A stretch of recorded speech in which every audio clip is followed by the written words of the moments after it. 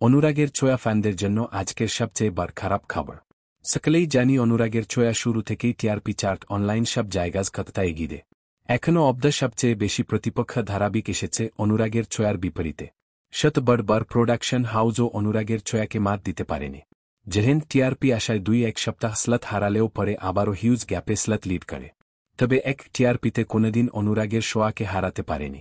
বেশ কয়েকদিন আগেই শেষ হয়েছে অনুরাগের ছোঁয়ার সিজন 1। এই সপ্তাহ নিয়ে অনুরাগের ছোঁয়া সিজন 2 দুইবার টিআরপি পাবলিশড হয়েছে। প্রথমবার টিআরপিতে অনেকটাই এগিয়ে থাকলেও এই সপ্তাহে টিআরপিতে অনেকটাই পিছিয়ে পড়েছে। অন্যদিকে প্রতিপক্ষ ধারাবাহিক এক জায়গায় দাঁড়িয়ে আছে।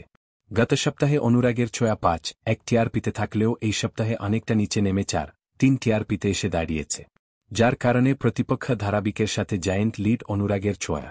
তবে কেন একটা টিআরপি কমে গেল তা বলা যাচ্ছে না। অনেকের ধারণা নতুন সিজন দর্শকেরা দেখছে না, এই কারণে টিআরপি একটা নিচে নেমে গিয়েছে। আবার অনেকেই বলতেছে গৃহপ্রবেশে টিআরপি কমায় এভারেজ টিআরপি কমেছে। এই বিষয়ে আপনাদের কি মতামত কমেন্টে জানাবেন।